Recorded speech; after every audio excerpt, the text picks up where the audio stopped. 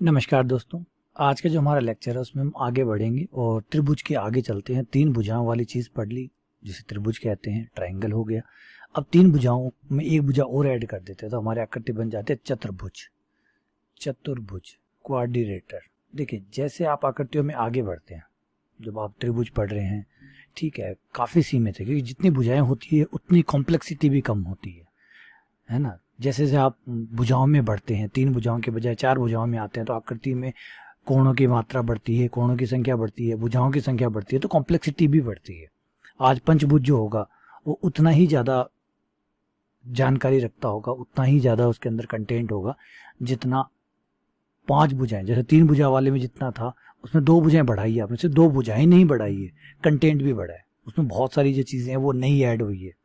जैसे ही आप 5 से 6 भुजा, 6 से 7 भुजाओं पर जैसे भुजाएं बढ़ाएंगे उसमें काफ़ी चीज़ें बढ़ जाएंगी, प्लस नए नए शेप, नए नए नाम और उभर के आने लग जाएंगे।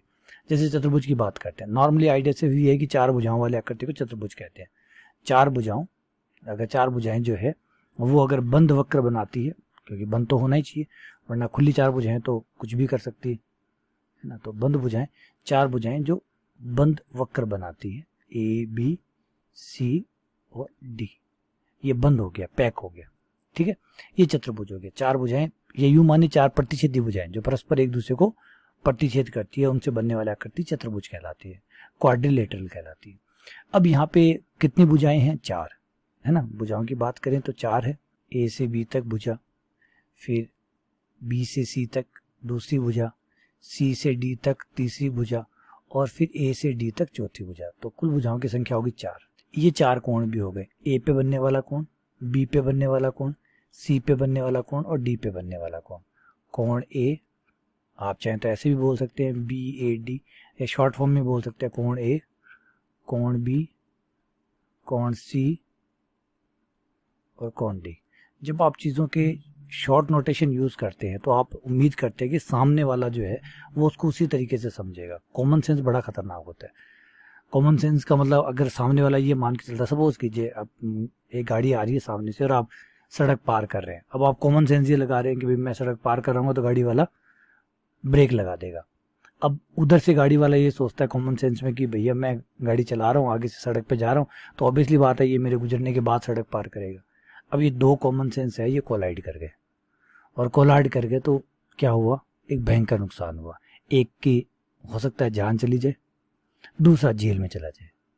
तो समझिए बात को, कॉमन सेंस कॉमन नहीं होता, नाम में ही कॉमन सेंस है, कॉमन होता नहीं है, क्योंकि हर कोई वैसा ही सोच रहा हो ये जरूरी नहीं। इसलिए मैथ्स में चीज़ों को बहुत क्लियरली बात की जाती है, ताकि क्या है कि जो चीज़ मैं सोच रहा हूँ, देख रहा हूँ, वही चीज़ आपको समझ में आए। इसीलिए आप, अब जैसे बी कोण है, इसको बी कोण कह दिया, बी कोण ये भी तो हो सकता है बाहर वाला, तो इसलिए कन्फ्यूजन क्रिएट होती है, ठीक है ना। तो जरूरी है कि आप जो है जिसको भी बोल रहे हैं, इसीलिए बड़े अक्षर चाहे बड़े नाम ले लीजिए आप, लेकिन कॉमन सेंस में ना आ जाइए। जैसे बी ए डी बोल रहे हैं, बी ए डी में बाहर का नहीं हो सकता, बी ए डी, ठीक है ना। तो यह आप नाम रख लीजिए, अगर आपको ज़्यादा परेशानी है, कन्फ्यूजन नहीं होना चाहिए। कोण एक, कोण दो, कोण तीन और कोण चार, ठीक है।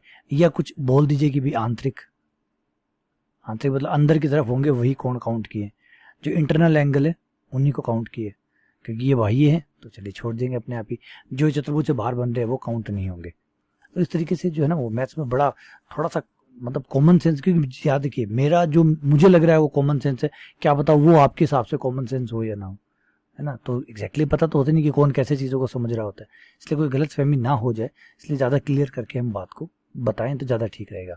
चलिए आगे बढ़ते हैं। चारों कोणों का योग, कोण एक, कोण दो, कोण तीन, कोण चार, अगर हम चारों का योग करें कौन सा कितना है ये बताना तो संभव नहीं है, लेकिन ये बताना संभव है कि अगर चारों कोणों का योग किया जाए, चारों कोणों का योग 360 डिग्री होता है, चारों कोणों का योग 360 डिग्री होता है।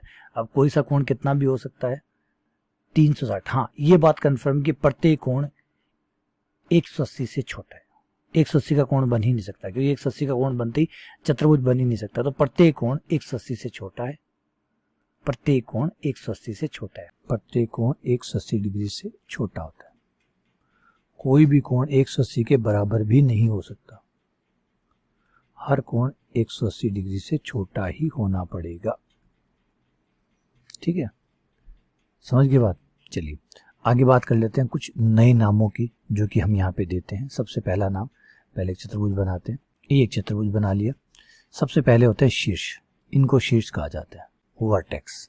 चतुर्भुज है, इसके 4 शीर्ष, शीर्ष, वर्टेक्स, वर्टेक्स, वर्टेक्स, वर्टेक्स, इनको वर्टेक्स कहा जाता है।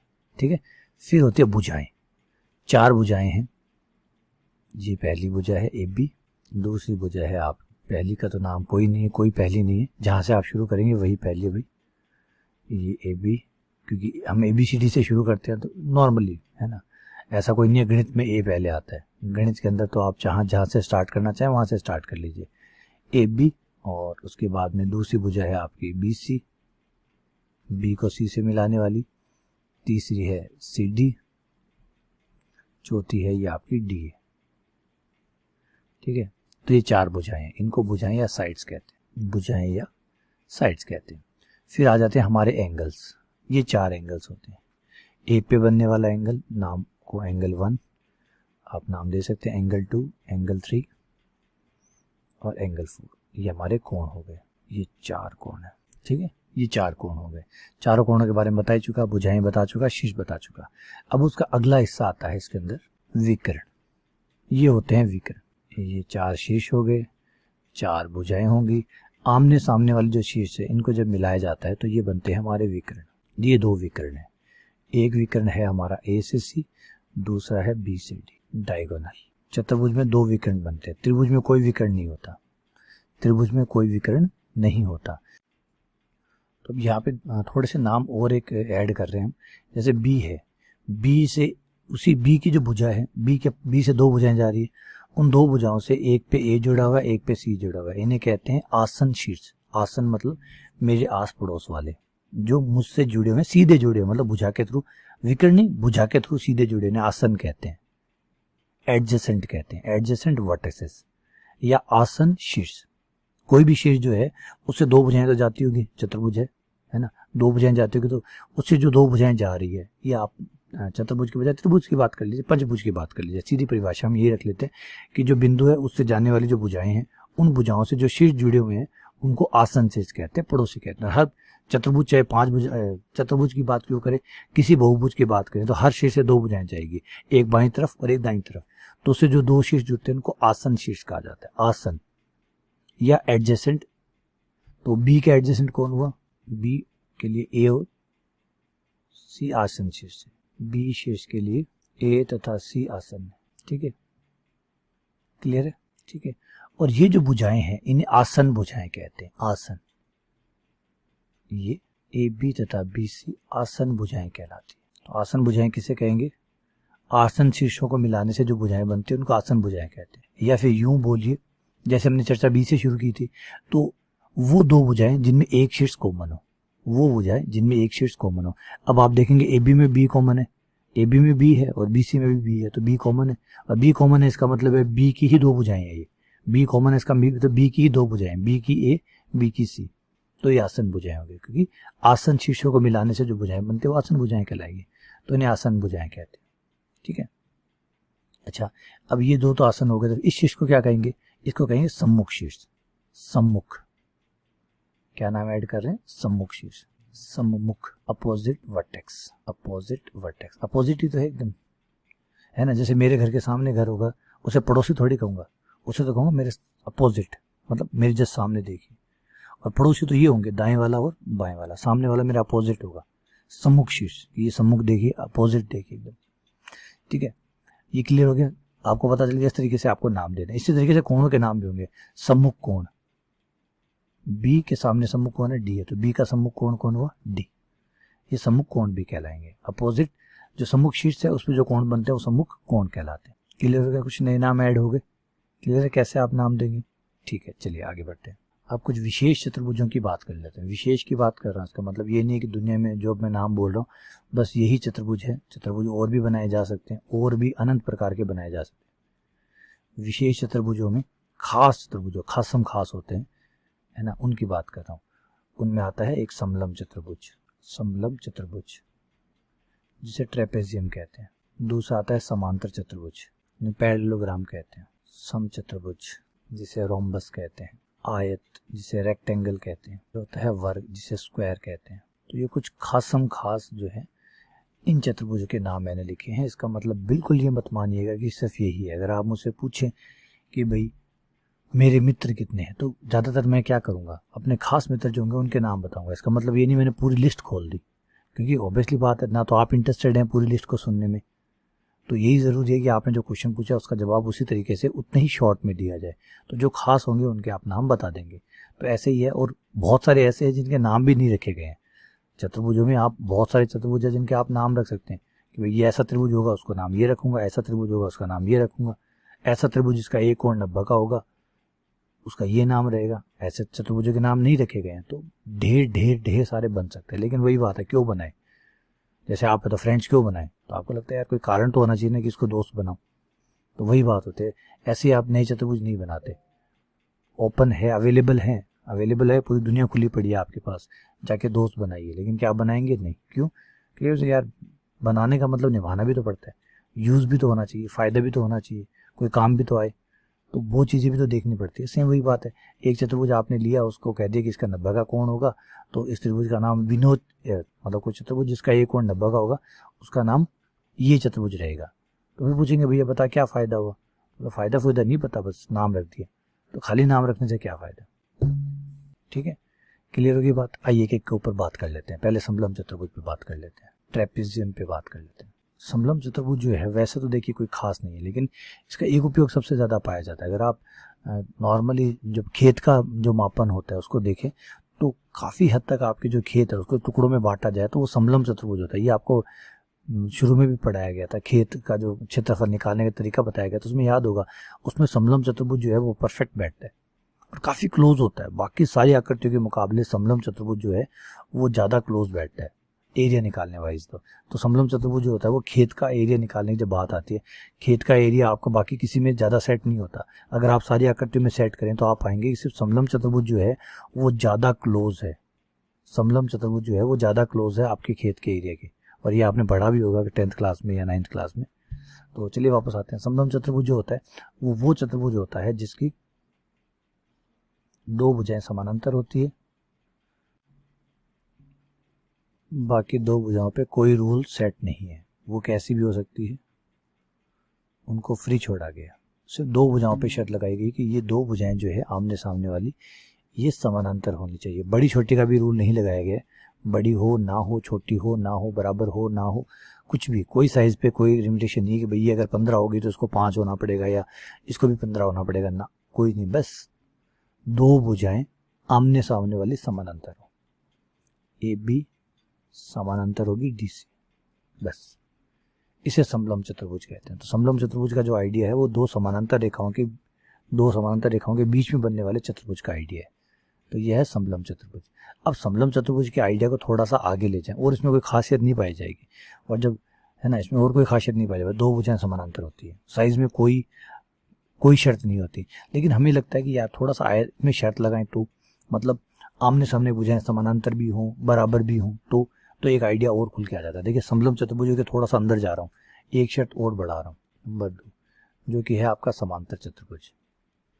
इसी समलम चतुर्भुज को मैं एक कदम आगे बढ़ा रहा हूँ कि यदि क्या हो कि भुजाएं समानांतर हो प्लस बराबर भी हो और दोनों जोड़े बराबर हो। ऐसा नहीं कि एक ही जोड़ा समानांतर हो, दोनों जोड़े समानांतर हो और बराबर हो, तो आइडिया निकल के आता है समांतर चतुर्भुज।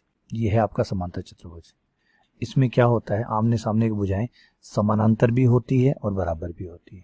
इसका मतलब आप कह सकते हैं, ध्यान से सुनिए, ए बी समानांतर है डी सी के तथा बी सी समानांतर है ए डी के, और सिर्फ समानांतर भी नहीं है बल्कि बराबर भी है।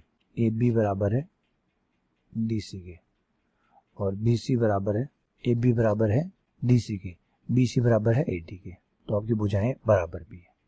यह है समांतर चतुर्भुज। तो समलम चतुर्भुज के आइडिया को हमने आगे भेज दिया। देखिए समांतर चतुर्भुज समलम चतुर्भुज होता है। समलम चतुर्भुजों के अंदर ही हम बात गए, जैसे समलम चतुर्भुजों के अंदर गए और हमने देखा कि भाई जब दो भुजाएं समांतर की तो कभी बराबर भी तो हो सकती है, बराबर हो ना हो, क्योंकि उसके अंदर तो सब है। समलम चतुर्भुज के अंदर सब है, बस भुजाएं समानांतर है, तो कभी बराबर भी हो सकते हैं, कभी ऐसा भी हो सकता है कि ये दोनों बराबर भी हो और सामने वाली भी समांतर और बराबर हो, तो हो सकता है। तो समलम चतुर्भुज के अंदर ही आपको समांतर चतुर्भुज भी मिल सकता है। ठीक है। समांतर चतुर्भुज के अंदर चलें थोड़ा सा और, तो आता है कि यार ये ऐसे ऐसे क्यों है, एक काम करें ना, ये कोण जो है इसको 90 ले लें तो ये कोण 90 होगा, तब तो उसका एक स्पेशल केस और बन सकता है। तो तीसरी आकृति निकल के आती है जिसको कहते हैं आयत। ये एक के अंदर से एक आकृति निकलती आ रही है, देखिए आयत यानी रेक्टेंगल। अब यहाँ पे आपने क्या लिया, यहाँ पे क्या किया, यहाँ पे आपने क्या किया, एंगल जो है, चारों एंगल समांतर चतुर्भुज वाला जो सब कुछ है वो तो सिस्टम सारा सेट रहेगा ही रहेगा, साथ ही साथ हमें प्रत्येक कोण जो है वो 90 का चाहिए। तो ये बन गया आपका आयत, ठीक है। फिर हमारा एक यहाँ पे हमारे आया कि भाई आयत में है कि भाई आयत में आमने सामने भुजाएं बराबर होगी, समांतर चतुर्भुज में ही हमने ये कोण 90 के ले ली, तो आमने सामने भुजाएं समानांतर होगी, प्रत्येक कोण 90 का होगा। आमने सामने के बराबर क्यों, चारों बराबर हो जाए तो, चारों भुजाएं बराबर हो जाए तो एक आइडिया और निकल के आता है जिसका नाम है समचतुर्भुज। समचतुर्भुज, समचतुर्भुज में हमने कहा कि भाई चारों भुजाएं बराबर होंगी, कोण पे शर्त नहीं लगाई हमने, कोण पे कोई शर्त नहीं लगाई, बस भुजाओं पे शर्त लगाई, कोण 90 हो ना हो कोई शर्त नहीं, बस भुजाएं चारों बराबर हो, चारों भुजाएं बराबर हो तो समचतुर्भुज हो गया, ठीक है। तो आयत में क्या होता है, आमने सामने की भुजाएं बराबर होती है, ए बी बराबर डी सी तथा बी सी बराबर ए डी, ए बी बराबर डी सी, बी सी बराबर ए डी, भुजाएं बराबर होती है, प्रत्येक कोण 90 का होता है। तो आप देख सकते हैं कि जो समचतुर्भुज का जो आइडिया है, एक्चुअली वो आइडिया आपने ऊपर वाले आइडिया को ही समांतर चतुर्भुज में आपने आमने सामने भुजाएं बराबर की थी, कोणों का कोई स्कीम नहीं रखी कि कोण का क्या रहेगा, ठीक है, कोणों की कोई स्कीम नहीं थी कि चारों कोण बराबर होंगे। फिर आप आयत में आए और आपने डिसाइड किया कि यार आमने सामने भुजाएं तो बराबर है, चारों कोण भी बराबर कर लेते हैं, चारों कोण बराबर ही नहीं करते, 90 के बराबर कर लेते हैं। तो आपने टेढ़ा क्या कि टेढ़ा है, ये टेढ़ा है, इसको सीधा कर देते, टेढ़ा है सीधा कर देते, तो आपने सीधा कर दिया, तो समांतर चतुर्भुज से आयत का कंसेप्ट आ गया। फिर आयत में आपके दिमाग में आया कि यार, फिर आयत से आपके दिमाग में आया कि यार स्वाद नहीं आया, मजा नहीं आया, थोड़ा सा एक काम करते, चारों भुजाएं बराबर करके देखते। तो समचतुर्भुज, जैसे नाम भी कह रहा है समचतुर्भुज, चारों भुजाओं वाला बराबर वाला। अब चारों भुजाएं बराबर है यहाँ पे, अब आपने यहाँ पे क्लियर नहीं किया अभी चारों भुजाएं बराबर है तो 90 के कोण है नहीं है, तो बिल्कुल कोई 90 की क्लियरिटी नहीं है इसके अंदर, ना 90 होगा तब भी ठीक है, नहीं होगा तब भी ठीक है। समचतुर्भुज चारों भुजाएं बराबर है मतलब समचतुर्भुज है, कोण चाहे जो हो, 90 हो ना हो, हर परिस्थिति में समचतुर्भुज है ही है, ठीक है। यहाँ चारों भुजाएं बराबर होती है। फिर यही हमने कहा कि अब समचतुर्भुज क्या होगा, अब समचतुर्भुज टेढ़ा भी हो सकता है ना, टेढ़ा भी हो सकता है, सीधा भी हो सकता है, सभी प्रकार का हो सकता है। उसी समचतुर्भुज में जैसे अभी ये समचतुर्भुज है, ठीक है, चारों भुजाएं मान लीजिए बराबर है, इसकी आमने सामने नहीं, चारों ही बराबर है, चारों बराबर है, ठीक है, ये समचतुर्भुज हो गया। अब हमारे आइडिया आया कि यार इसमें जब 90 डिग्री का कोण होगा तो क्या बोलेंगे, तो हमने कहा वर्ग बोलेंगे, तो 5वां कंसेप्ट बन जाता है वर्ग का। चारों भुजाएं बराबर वो तो कंसेप्ट है ही है, ए बी बराबर बी सी बराबर सी डी बराबर डी ए, चारों बराबर वाला आइडिया तो है ही है। इस बार चारों कोण जो हैं आपके वो भी बराबर है और बराबर भी 90 डिग्री के, आपका वर्ग का कंसेप्ट तैयार हो जाता है, स्क्वायर का कंसेप्ट आ जाता है। तो हुआ क्लियर आपका वर्ग का आइडिया, कोई दिक्कत नहीं है। तो अब आप देखेंगे कि समचतुर्भुज में ही बेटा वर्ग आते हैं, समचतुर्भुज के अंदर ही वर्ग आते हैं। समचतुर्भुज में जब कोण 90 के हो जाते हैं तो समचतुर्भुज तो है ही है, समचतुर्भुज तो है ही है, समचतुर्भुज तो है ही है। समचतुर्भुज में जब वो समचतुर्भुज, वो खास समचतुर्भुज, वो खास सम खास, जैसे अंबानी है, इंसानों में ही आता है, इंसानों में ही अंबानी आते हैं, अलग से नहीं आते, है ना, कोई घोड़ों में या बकरी में नहीं आते हैं, इंसानों में ही अंबानी आते हैं, है ना। तो सेम वैसे ही वर्ग जो है वो समचतुर्भुजों में आते हैं, और समचतुर्भुज जो है वो समांतर चतुर्भुजों में आते हैं, क्योंकि समांतर चतुर्भुज में कहा आमने सामने भुजाएं, हमने ये कहा ना आमने सामने के बराबर, आमने सामने के बराबर, ये थोड़ी कहा कि चारों बराबर नहीं हो सकती, आमने सामने के बराबर हो गई। अब देखिए ध्यान से देखिए, वर्ग है, इसके आमने सामने भुजाएं बराबर है या नहीं, है ना, तो समांतर चतुर्भुज हुआ नहीं हुआ। चारों बराबर है तो आमने सामने तो बराबर होगी, तो समांतर चतुर्भुज हुआ नहीं हुआ। तो हर वर्ग जो है वो समांतर चतुर्भुज भी होता है, बात समझ में नहीं आपको। अब ऐसे ही आपका समांतर चतुर्भुज समलम चतुर्भुज भी होता है, क्योंकि समलम चतुर्भुज के अंदर ही समांतर चतुर्भुज आएगा। समलम में क्या कहा था, आमने सामने की भुजाएं एक युग्म पर समांतर होना चाहिए, तो एक युग्म समांतर है, एक युग्म जो है बेटा वो समांतर है, एक युग्म समांतर है, यहाँ तो दोनों ही समांतर है, इसने तो एक मांगा था, हम तो दो दे रहे हैं, तो समलम चतुर्भुज के अंदर ही समांतर चतुर्भुज आ गए, समांतर चतुर्भुज के अंदर आयत आ गए। जब आमने सामने बराबर हो जाती है, बराबर तो ऑलरेडी थी, कोण 90 के हो गए, तो समांतर चतुर्भुजों में आयत आ गए। फिर आयत में ही जब चारों भुजाएं बराबर होगी तो समचतुर्भुज आ गए, तो फिर समचतुर्भुज के अंदर जब चारों कोण 90 के हो जाते हैं तो उसके अंदर क्लियर हो बात समझ? तो बेटा एक के अंदर एक इस तरीके से इनकी जो बनावट है वो इस तरीके से, आपको थोड़ा सा ध्यान देना पड़ेगा। क्लियर हुई बात? नहीं समझ में आई बात क्या कह रहा हूँ मैं? मैंने कहा कि चतुर्भुज जिसकी 4 भुजाएं वो चतुर्भुज है, तो बताइए क्या वर्ग चतुर्भुज हुआ नहीं हुआ? सम चतुर्भुज, आयत, समांतर चतुर्भुज, समलंब चतुर्भुज, ये चतुर्भुज है नहीं है, तो चतुर्भुज है, तो चतुर्भुजों के अंदर आएंगे नहीं आएंगे? आएंगे। चतुर्भुजों के अंदर वो चतुर्भुज भी होंगे जिसकी भुजाएं आमने सामने के, एक युग्म जो है वो समांतर होगा नहीं होगा, तो जिनका समांतर होगा वो समलंब चतुर्भुज कहलाएंगे।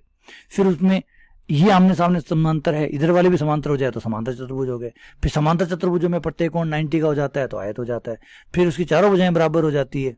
अब यहाँ आयत और सम चतुर्भुज थोड़ा सा फर्क रहेगा, क्योंकि आयत में प्रत्येक कोण 90 का है, यहाँ चारों, ये जो चारों हैं आमने सामने की भुजाएं बराबर है।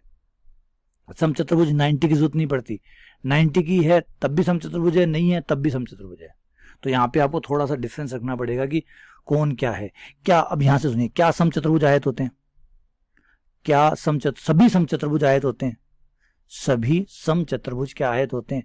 तो आमने सामने भुजाएं बराबर है, तो इस हिसाब से सम चतुर्भुज पहली शर्त पूरी करते हैं आयत की। लेकिन आयत में सिर्फ आमने सामने की भुजाओं से काम नहीं चलता, प्रत्येक कोण 90 का भी होना चाहिए। तो सारे सम चतुर्भुज का कोण 90 होता है? तो जवाब है साहब नहीं होता। हो भी सकता है, नहीं भी हो सकता है। इसका मतलब सभी सम चतुर्भुज आयत नहीं होते। हाँ, सम चतुर्भुजों में जो वर्ग होते हैं, सम चतुर्भुजों के अंदर, क्योंकि प्रत्येक वर्ग एक सम चतुर्भुज है, प्रत्येक वर्ग एक सम चतुर्भुज है। जो वर्ग है वो सम चतुर्भुज है। क्यों? जो वर्ग है उसकी चारों भुजाएं बराबर है, चारों भुजाएं बराबर है तो सम चतुर्भुज हो गया। ठीक है ना? क्लियर है? तो ये आपको थोड़ा सा डिफरेंस जो है वो इन चारों में रखना पड़ेगा। सम चतुर्भुज के विकर्ण समद्वि भाजित करते हैं। विकर्ण जो है, जब आप विकर्ण खींचेंगे तो विकर्ण समद्वि भाजित करते हैं। समद्वि भाजित का मतलब आधा आधा बांटते हैं एक दूसरे को। एक दूसरे को आधा आधा बांटने का मतलब है, जैसे ये ए बी है, ये सी डी है, तो ये जो जिस बिंदु पे कटान बिंदु आएगा जहां ये काटेंगे, ये समद्वि भाजित हो जाएंगे। एपी बराबर होगा बीपी, एपी बराबर बीपी, और सीपी बराबर डीपी। ये इसके बराबर, ये इसके बराबर। मध्य बिंदु होगा, दोनों विकर्णों का मध्य बिंदु होगा पी। सम चतुर्भुज के विकर्ण समद्वि भाजित करते हैं, वर्ग के भी करते हैं, वर्ग के भी करते हैं, आयत के भी करते हैं। ठीक है ना? तो इतना कोई खास हमें ज्यादा जरूरत पड़ती नहीं इतनी बारीकियों की, तो छोटी छोटी बातों की बात करने की, वैसे ही सवाल ही आने। ठीक है, चलिए चतुर्भुज का जो टॉपिक है उसको ब्रेक करते हैं। बाकी जो चीजें सवालों में आएगी वो सवालों में मिलेगी। इतना कौन छोटा छोटी बातें हम जो बारी बारी जीके टेस्ट थोड़ी करेगा, बंदा सवाल ही पूछेगा, अच्छे से सवाल लाएगा, घुमा फिरा के लाएगा, है ना? अच्छे क्वेश्चन ही पूछेगा, ऐसे कोई नहीं पूछेगा बताइए समलंब चतुर्भुज में क्या होता है। कोई 5वीं क्लास में थोड़ी है जो ये पूछेगा बताओ समलंब चतुर्भुज किसे कहते हैं, 4 ऑप्शन दे दी, ऐसा तो नहीं पूछेगा ना, ऑब्वियसली बात है। तो भाई ठीक है, ज़्यादा छोटी छोटी बातें करने का क्या फ़ायदा, थोड़ी बड़ी बड़ी बातें करते हैं। फिलहाल इसको यहाँ ब्रेक देते हैं। ठीक है, आइडिया समझ में आ गया होगा आपको। अब आगे है व्रत का आइडिया। व्रत का आइडिया रिपीट करके समझा के आपको, उसके बाद में क्षेत्रफल और आयतन पे आते हैं, और फिर उसके बाद में सवालों के ऊपर नहीं, एक काम करते हैं, इसके बाद में व्रत करा के सवाल शुरू करते हैं। ठीक है, यही सीख रहेगा। चलिए इसको ब्रेक देते हैं। बहुत बहुत धन्यवाद, शुक्रिया।